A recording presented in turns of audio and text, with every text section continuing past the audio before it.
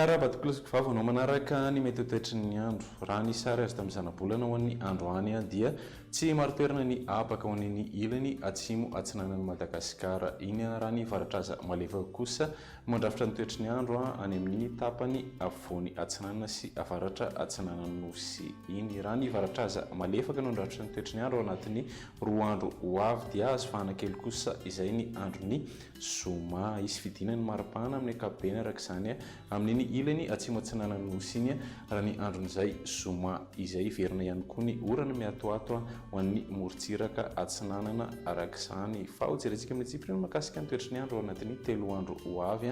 Raha ho an'ny rapitso maraina dia isy ny zavona ny vao maraina indrindra ho an'ny afovoantany, ny atitany afovoany atsinanana atsimo atsinanana ary ny atitany avaratry Madagascar. Iny andrahoana mitsitokotoko moa ny morontsiraka avaratra atsinanana raha toka hibalika kosa masoandro amin'ny ankapobeny any amin'ny faritra sisa.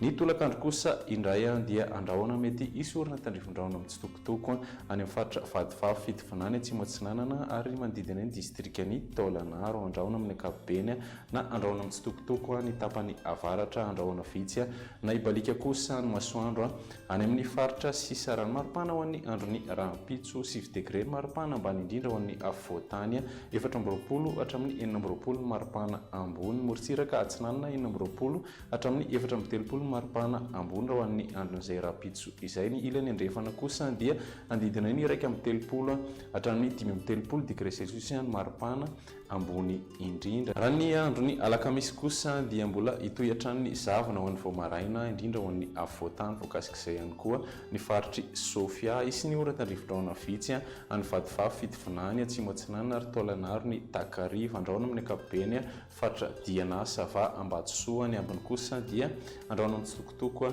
na hibalika ny masoandro. Ny maripana ho an'ny andron'izay alakamisy izay 7 hatramin'ny 520 degré ny maripana ho an'ny afovoantany 420 hatramin'ny 330 morontsiraka atsinanana raha toka 130 hatramin'ny 530 hatrany ny any amin'ny ilany andrefana. Ny androny zoma kosa indray dia anorana miatoato any Antala Ambatsoa Nalanjorofo atsinanana toy izay koa ny faritra fitovinany atsimo atsinanana ary manodidina ny distrikany Taolagnaro. Andrahoana mety arahany herika ny faritra Alaotra Mangoro ary ny atitany afovoany atsinanana sy atsimo atsinanana Madagascar iny.